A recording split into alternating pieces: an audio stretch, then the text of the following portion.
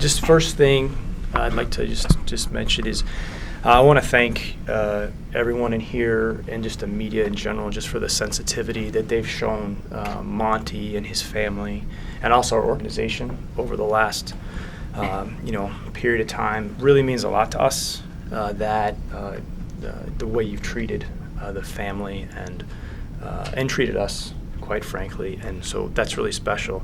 I also want to just also acknowledge just the presence of city officials and people that attended the services and have reached out.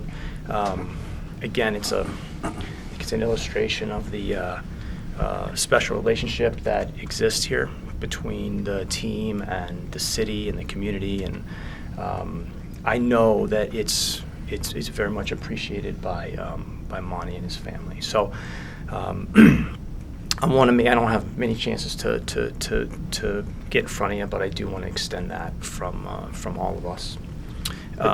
In regards to the deadline and things like that, heading into yesterday, we felt really good about the team. Obviously, the subjectively and objectively, if you look at where we are in the process of the season, we have the makings and indications of a team that's capable of being the last team standing. With that being said, we also have a lot of work to do, and also, in my opinion, a significant amount of growth in this particular team. Coming out of yesterday, with the ability to add Randy to this group, I think it makes us a little more versatile, continues to stack another really high character person and professional, and someone that has a competitive maturity that I think is valued across the league. Our job is to do everything we can to make things happen and support our players and our coaches, and I think he helps us in our quest to continually get better. Looking forward with this particular group, again, like I said, I'm pretty excited for the team because of the evolution that they're going through, and obviously what they've demonstrated. Felt really good about the team. Thus far. I do feel really good about the team, Mike, but well, I'll say that again. But the evolution of the team, I think, and where they are right now, it's great that we're heading into the second half of the season with the confidence that we have. I think, as I said earlier, the room for growth is there. I think for us, it's continually understanding what our competitive identity is and what our competitive difference is, and molding that and sculpting that. And we're gonna face a tough schedule in the West. I think it's good for this team. I think that's what this team needs. And I'm really proud of the group and how they've really buckled down and focused on the bigger goal and not just the results of the day to day. So. And with that said, I'll be happy to answer any questions. With whatever Randy Foy might be able to bring, was it also equally important to be able to have that open roster spot going forward and shave some money off your cap and tax number too, Sam? Sure. We look at it a couple different ways. I think, number one, DJ and Steve were great for us, great guys. They also, would like to have more opportunity. So, for us, it was twofold. One, consolidating that, those guys and trying to create more versatility because of Randy plays two positions, can play two positions, and the roster spot clearly is gives us some flexibility to survey other opportunities to improve, and then financially that obviously wasn't the intent of the deal, but because of the presence of Dakari, Samaje and Alex and the drafts that we've had previously, we feel pretty good about those guys. So the draft choices in this particular draft were more valuable to Denver than ours. And the money that, we're able to save, the way that we've always operated here is, that allows us to reinvest in the team. And clearly, our team is going to continually become, more and more expensive. Cleveland and Golden State, have made decisions and moves that save roughly the same amount of money this season. So I think, you're just seeing at the end of the day, for those types of teams, for us, the first goal is to improve the team, which I think we have with Randy. And then the savings for us allows us to reinvest into whether it's this team or future Thunder teams, is just hopefully just wise business. Will he be available to that? I think he will be. There's all these logistics and things like that need to take place, but our anticipation is that he'll be in uniform. What do you like about him specifically on the court in that combo guard role? Well, I think versatility for sure, and the fact that he can cover some different situations. He's a guy that has a physicality, he has pretty good size, competitive maturity, as I said before. I think he understands the small things that go into winning. He can make plays with the ball. I think now, it gives us another person on the roster that, can attack the paint. And we've slowly started to increase those numbers. And again, like I said before, I think that, when you're looking at our team, I think, last trade deadline, we tried to be as resourceful and take advantage of the situation to, begin, I think, of sorts, a little bit of an evolution as a team that we've embarked on. And I think Billy's presence, I think Cameron's development, obviously we've never had a player like Cantor, as excited as we are about the progress we've made and obviously our record and where it stands, I think equally as exciting is the fact that we've kind of started to evolve as a team, and the guys have done an incredible job with that, but we've got a lot of room to grow too. So there's been, you have to look at it on a month-to-month basis as to what's been accomplished. It's been quite a bit, and I think we're really just kind of at the front end of it. And as I said earlier, the objective and the subjective, indications right now are really positive. But what's in our DNA as an organization is how do we continually impact and make things happen? How do we continually evolve to get better? That's part of who we are and what we've been. And I think you can see that, what's taken place recently. So excited about where we are, but also excited about the second half of the season and if this type of evolution continues.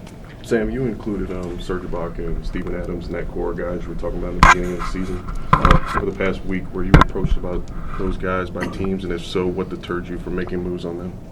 Well, we get calls all the time about everybody. So, that's age-old thing. You don't know unless you ask. So, and we do the same, But in terms of what deterred us from doing something significant, I just think that, what you're starting to see from this team is a cohesiveness and a connectedness, that, 50 games into the season, obviously losing Kevin to the hamstring early in the year set us back. Also with, this being Billy's, first season and a new coaching staff, I think it's relatively anticipated that it's going to take some time for us, but I think we're like 30-7 in our last 37 games, and we feel really good about the team, and I think the team has given us a great deal of confidence, and a big part of that is just Kevin and Russell's leadership, their commitment to finding, really helping to drive the discovery of the best version of this Thunder team. And they've been excellent. So, we've never really got distracted by the record or things like that. We started the season, we were 9-7, but the focus in the gym or in the building at that point is literally like identical to what it is today. Standing at whatever the record is, 40 wins by the break. Because at the end of the day, we're trying to find the best version of the Thunder team over 82 games, and it's not possible without Kevin and Russell's leadership. And I think their confidence in not only themselves but in the work, the process that it takes. It's not something that you can learn from on a day-to-day basis. I think you have to step back sometimes, and they've been excellent in that way. Assuming Monty's going to be gone a while, then you've also got Mo with the hip replacement issue. He's going to be down. How does it impact your coach? That's your two lead assistants, your most experienced Sure. guys. Huh? Well, my concern is not so much for the coaching staff, but more for those particular people. So, making sure that Monty and Mo on a human level are doing well, are feeling the support from the organization, and helping them any way we can, because that's what we do. From a staff standpoint, again, I have a ton of confidence in Billy and the people in that room.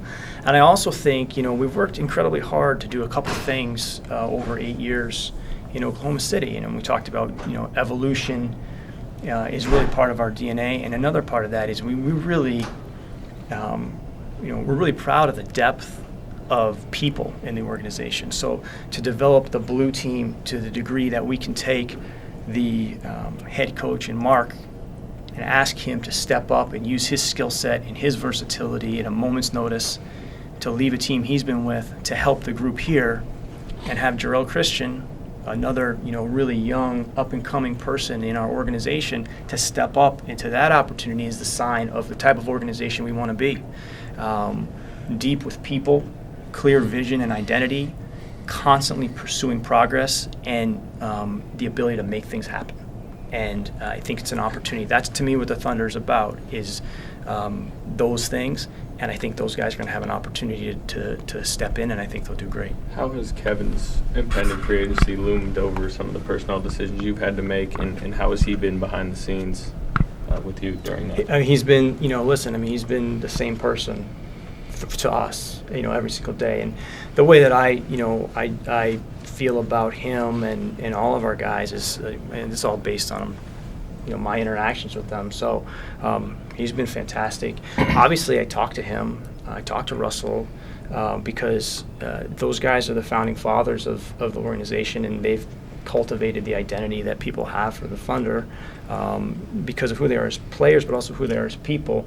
And I want to constantly create the best environment for them to be at their best, and they are a huge part of what we're doing. So of course I'm talking to them. I'm listening. I want to know what they think, because we wouldn't be in this position without them. And additionally, like I said before, if you're going to be an elite team like we have over, I would say probably 7 years, you can't do that by standing still. You have to evolve. You have to diversify to evolve. And part of that is listening and supporting the evolution of your own people. And those guys have continued to evolve. So I enjoy my conversations with them personally, but also professionally, because I value they understand the heartbeat of the Thunder really well, and we're really aligned in that way. So, but as I said before, their confidence and their disposition is, that's allowed us to evolve as a team. When you hear some of the rumors, obviously you're on the inside and you know what's going on. Fans react, and I'm talking about Kevin's free agency, react. One, do you ever sit back and laugh? And two, how do you react? But do you also make a call and check on some of this stuff? No, listen, I've tried to say that at the beginning of the year. Like, I do think you have to have some levity, right, about the whole thing. I think I said earlier in the year, like, we're not going to bury our head in the sand, and act as if we don't understand that that's taking place. But I really feel strongly that, if we take our focus and attention off of, what we're doing today, and we think about either things that, happened in the past or things that potentially could happen in the future, we're going to miss what's taking place right now, which is a heck of a year, an opportunity to be the last team standing, the commitment to, the continued evolution of our team and our organization. And I think, you have to enjoy that while you're going through it. With regard to like rumors and stuff like that, that's what makes that's what makes the business what it is. People are interested in that. It drives attention. It's probably one of the reasons why, the salary cap is, going to do what it's going to do over the next couple of years. So, it's the industry that we've chosen, Again, like I think we'd have to cut him up into 29 pieces to get him to play every place he's supposed to be going, But I think you got to sit back and understand that's part of the business. My focus always, how do we make this place the best place it can be? How do I support and create an environment for Kevin and Russell and Serge and Billy Donovan and everybody to do their best work? And at that point in time, you want people to feel like they belong, and we'll control what we can. But the most important thing is continually do what we've done, which is focus on the day-to-day and focus on the season and the opportunity we have in front of us. What are your thoughts on the season Kevin's having, given the injuries that he's come back from? Well, we had a great exchange, before the All-Star game, because if you reflect back to where we were as a team about a year ago, I'm truly grateful for the fact that he's participating in the All-Star game, healthy, with a great spirit, having fun, because at the end of the day, that's what it's about, right? And those guys, when we battled through a ton of stuff, obviously last season, he specifically, I'm happy for him, truly.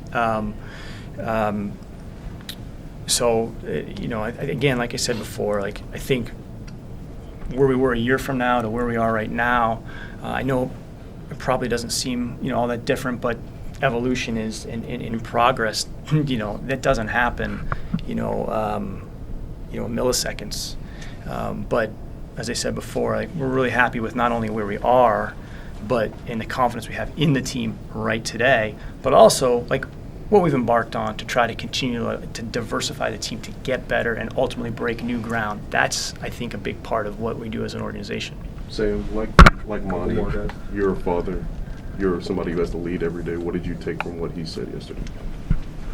Well, I've known Monty now for probably 12 or 13 years. We spent a year together in San Antonio, and then had kept in touch over time. And he was on the competition committee, so we kind of reconnected there. He is. I thought yesterday was a great look into the person that he is, and I'm moved, obviously, by his words. I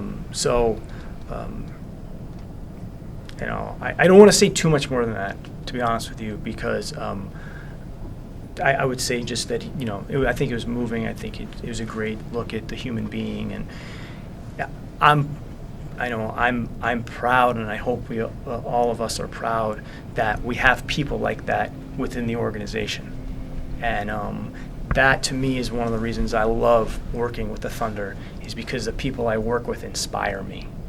They are, they don't motivate me, they inspire me. And I really feel like coming to work with people like Billy, Monty, Kevin, Nick, Russell, I could go down the list, Mark Dagnall, and what he's, having to leave his team right now, that he's worked with all year to come help the greater cause. And Jarrell, the people to me are what make the place. Were you surprised? Because I was shocked when I saw him walk to the podium. Were you surprised he could do that, considering what's going on? And as I said before, he's an incredibly strong man of faith and a strong individual, and he's no, I'm not surprised because of the human being. So. obviously difficult time. But I do think that the fact that you all and many other people have given them some space has allowed that to happen, quite frankly, and the way the community has reached out to them, and only Oklahoma can do, you know. I think that's part of the recovery process, and we need to continue to do that.